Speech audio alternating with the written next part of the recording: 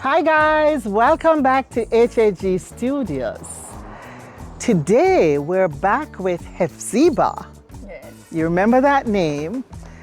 And we're in her mom's garden, which is like a herb garden, Hephzibah. Yes. In our previous video, we focused on Guinea hen weed and moringa. But today now, you're going to show us some other herbs which are so good for us. Right.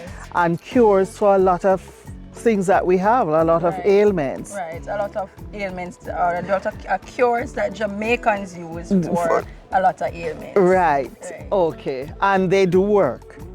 Well, Jamaicans have attested that they work. That they do work. Yes. All right. So stay with us as we walk through the garden with Hephzibah.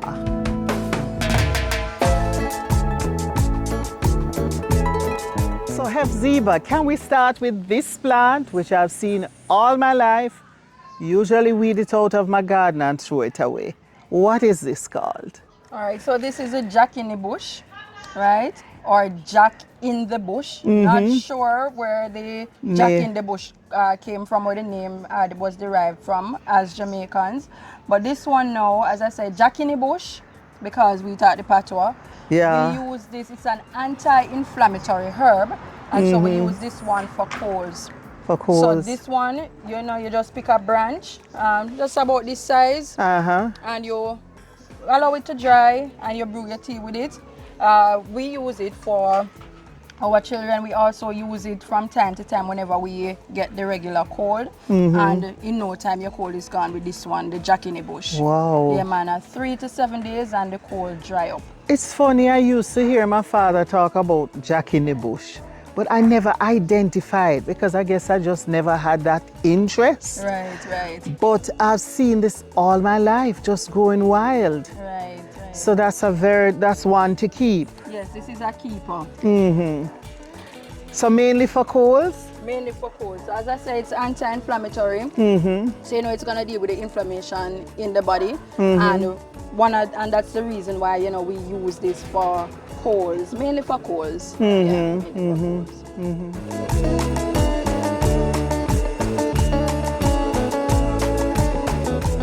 So this one is the Panadon Mint. It's also called a paracetamol plant, and you know based on the name paracetamol, Panadol.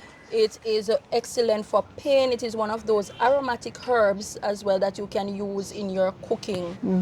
It enhances the flavor, not a lot. Oh, you use it in right, cooking? You can use it in cooking. It enhances the flavor. And as I said, this one you use for pain, your headache, stomach ache. This is very excellent for that. So you would make a tea for that? A tea. But how would you cook with it? So cooking with it, you can dry it, and just like you do your parsley leaves, you break it up and you can season with it, or you can add it to your seasoning blends as well. So you know, just like you have your onion, your garlic, your scallion, you dry it and you pound it out. You know, mince it up, and you can add it to your seasonings. I'm trying to figure out what it smells like. Well, to me, this smells like the Jamaican, that very famous Jamaican plant, the cannabis. And it has ganja. Right. And it also have notes of marigold essence, you know, like smelling like a combination plant, of ganja and marigold. Yeah. But okay. I love it. Yeah, it's a nice scent. Yeah, it's nice scent. Does it have a flower sometime? Yes, it does have a purple flower sometimes, and at that time it's advised not to use it. Just like any other medicinal herb, not to use it during the flowering stage. Oh. Right, and as you see here, it really likes the shade. When you look at the outer parts that get the sun, the leaves are a little yellow. The leaves are yellow.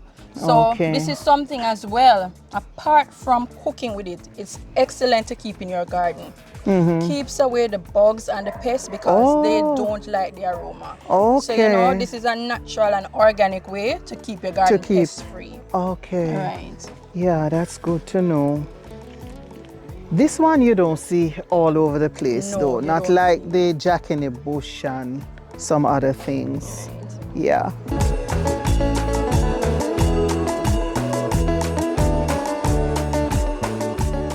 you're telling me that this is a useful bush. You know, I see these all the time and just pull them up and throw them away. What is this called? All right, so this one, a lot of us, you're not the only guilty one. A lot of us are, guilty of pulling this up because it really can overrun your garden. You know, looking in this pot here, you'll see how many of them because the leaves from which The spores Jamaicans, are on the back. right, from which the Jamaicans get the name Stoneback Leaf. Oh. These, right, they easily germinate. So you find that it will spread and overrun a whole entire garden. But, that's why we always remove it because we find it as a pesky weed. But this here plant, I love to say it little but talawa. And that's because it is also called a stone breaker. So Jamaicans are not just is it in they call Jamaica. stone breaker? Yes. Okay. So it's called changa piedra in the Latin countries. But Jamaican we call it stone breaker or seed backer leaf. Right. So this now, a lot of us as Jamaicans attest to this as breaking up kidney stones. Really? Right. So this is again used as you make a tea with it? You dry it and you make a tea with it. You should dry it first. Right. Always dry your herbs. Remove the toxins and, other unwanted things that we don't want to get into the body to negatively affect the liver and the kidneys. So, right, we make a tea with this. And it's very useful, but I can tell you and warn you that this is extremely bitter. It looks deceiving. That's why I say little but talawa. It's extremely bitter. Okay. Yes. When you say dry, how much should it be dried? Like just a quail or? Just a quail. So because a day or two? Right. Repeat a day or two before you use it? I would say 3. 3 days? Right, 3. Because you don't want to dry the herbs too much to the point where it gives you no benefit. So having it, closest to the period of picking, you get the most out of it. Or reaping, right? Yeah, so I shouldn't throw that out when I see it in my garden. No, don't throw it out. Yeah. You perhaps can find one of those persons who sell herbs to, either give it to them or give it to them at a price and they will be willing to get it off your hands for you. Or I can just make a tea. Or you can just make a make tea, a tea with it. Yeah, make a and tea. You said that's good for kidney stones. Right. So if you have, okay, so it's easier to pass the kidney stones. Right, yes. Still with a little pain though. Of course, of course. Okay.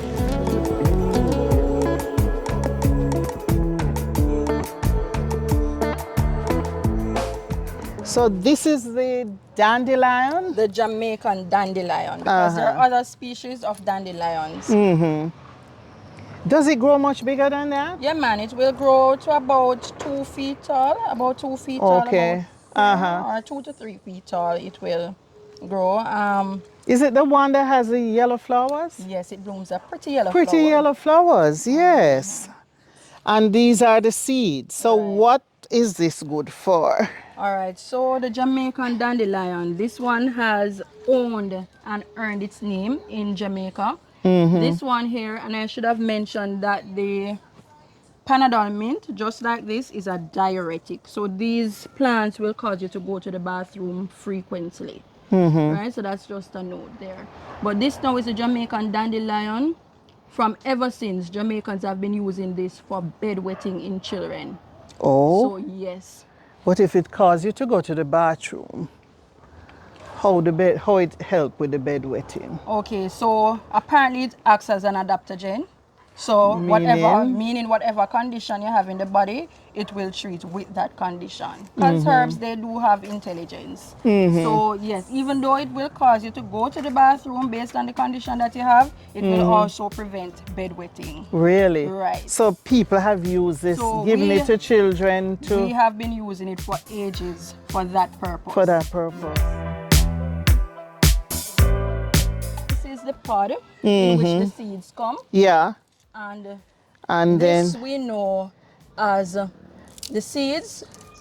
Let me just pull this one here. All right, let me just pull out the seeds. It's stubborn. Yeah, man, it's kind of hard to come off. So these are what the seeds look like. Okay. Right, and we dry them, parch them, and ground them.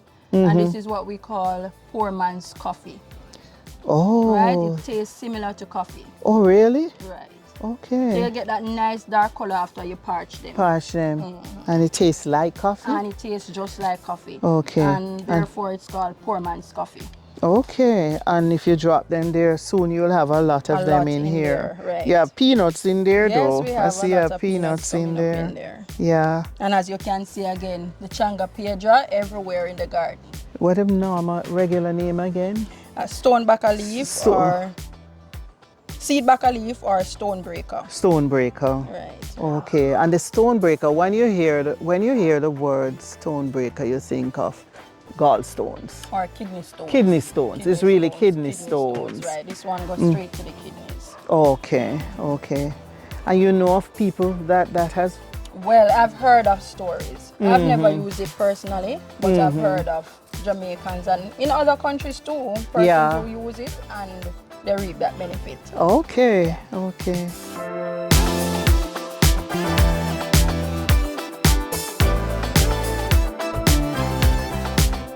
All right, so there are two different basil, or as Jamaican call it, basil. Right, so there's this big leaf one and this fine leaf. Do they taste the same or there's a difference in the taste? Well, personally, there's a difference in taste to me. This one is more pungent in taste. This one has a milder taste. Right, yes. Okay. Is it good for anything in particular? Well, all mints will help you with things like any breath issues. Mints will generally help you with those conditions. So your mints are generally for your oral hygiene, health. Right, oral health. And we can see that too in the toothpaste industry. Yes. Lots of various mints, or the spearmint I think is used in the toothpaste industry. Yeah, right, yeah. So okay. mints are generally. Okay, it's usually a very nice taste. Yes. I sometimes make this tea. Okay. Because so I have this one. This one is also called tulsi. The Indians use this a lot in their cuisine. Cool. Yes. Tulsi, yeah. This also is one of those products that is becoming, or one of those plants that's becoming popular in the hair care and cosmetic industry. Oh, really? Basil. Basil. So what do they do with it? You They can use use it to rinse your hair? Right, they use it as a tea to spritz the hair. You can leave it on, or you can use it as a rinse. You wash it off. And it's not a bad scent. Yeah. It's not a bad scent at all.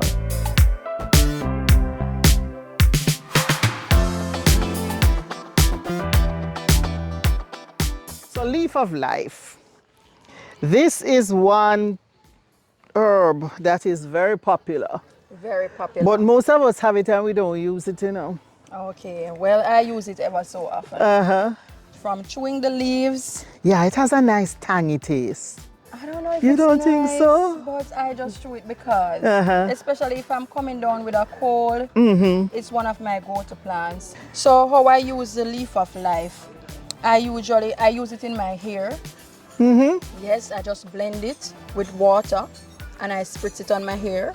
I leave it in. I use it to wash my hair, do my pre-wash, and I also use it just in my my skincare products, soaps, etc. But you know, traditionally the leaf of life, when we are using it to make our remedies or cold remedies, we either quail this on the fire, or and you know, we squeeze out the juice, or we use the leaves to make a tea. Or we can squeeze the juice, add a little salt to it, and you administer that as a very effective cold remedy. Okay. Yes, the leaf of life. So this one is just... You could, I'm thinking like this, you could just break up some in your salad, couldn't you? Well, it depends on your taste. I don't know if I want to have you know, the I don't mind the taste of it. Okay. I don't mind the taste of it at all. Interesting. Yeah. So the leaf of life, it will never die, you know. So you know, it will propagate just by leaving it even without soil. It will propagate.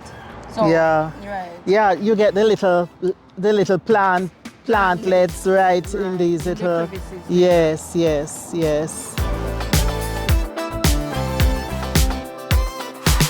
Fever grass or lemongrass. This makes one of my favorite teas.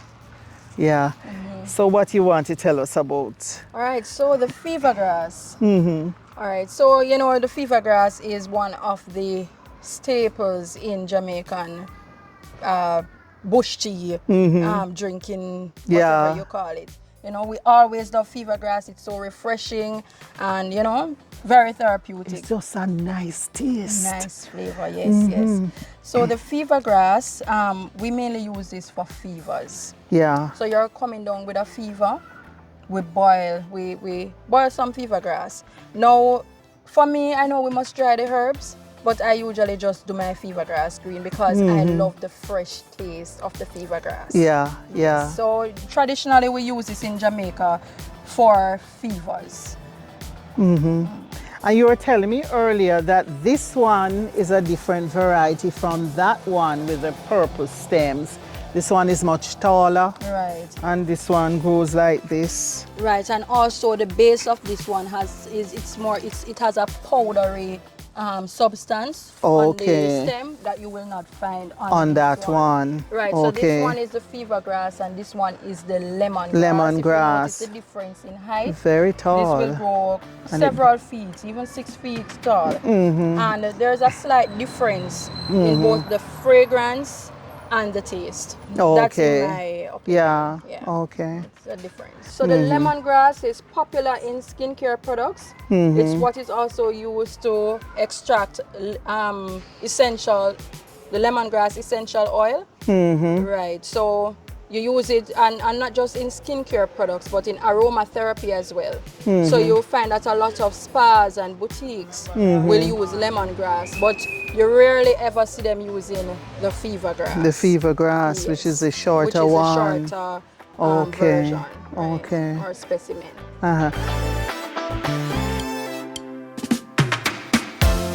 All right, so this one is the blue Ravine. The blue Ravine, it is also anti-inflammatory, antiviral as well. It is very good to enhance iron levels in the body.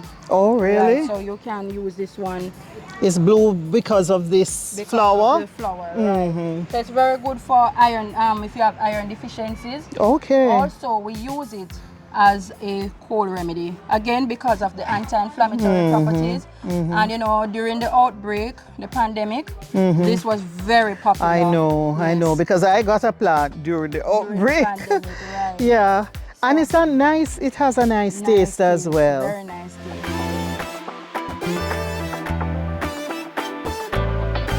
Tell us some more about this one. What is this called? All right, so this is called inflammation weed, what Jamaicans refer to as dog blood.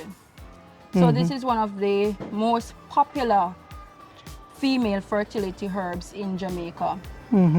Right, so the herb, it is also anti-inflammatory, but this one it targets the reproductive the reproductive system. So not just in females but men as well, by removing or cleansing inflammation from the reproductive area. organs. Right. Right. So a lot of Jamaicans will testify or share with you that whenever they take this herb, in a couple months or so, they end up getting pregnant. And this, you said, normally has some red berries? Some red berries, and that's how it got its name, dog blood. So you can squeeze it. So you use the whole thing, the berries and the leaves? The leaves, and even the roots you use as well. Okay.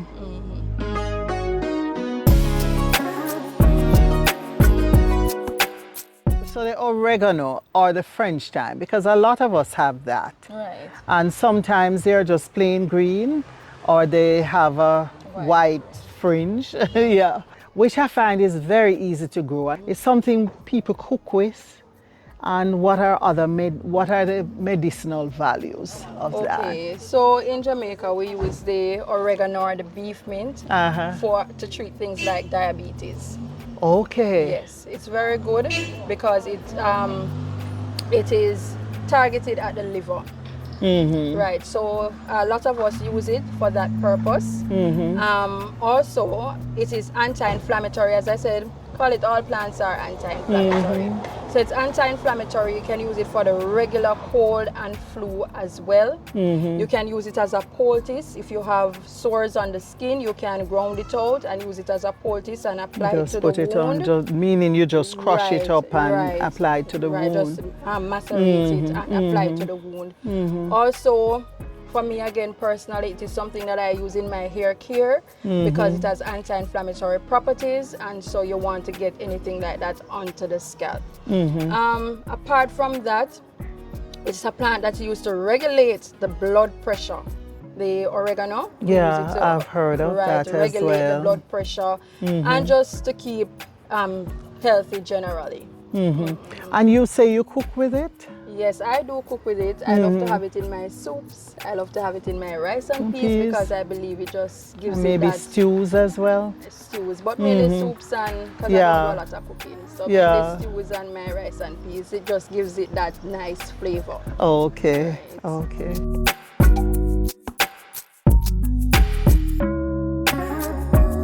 Well, Hephzibah, thanks again for sharing your wealth of information with us. You're most welcome. You're most welcome. I'm always so impressed, you know, that somebody so young has so much knowledge about herbs, because usually the people who talk a lot, who are referred to as herbalists, they don't look like you.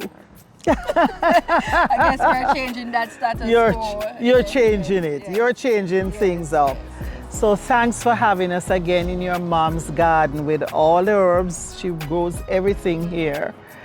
And we look forward to meeting with you again another time, because there are so many others that we have to look at. Yes, certainly. And thank you for coming as well. Thanks. Thanks for the feature. And thank you guys for walking with us. I hope you got a lot of useful information which you will put to good use. Thanks for watching. Remember now to like, comment, share this with your friends.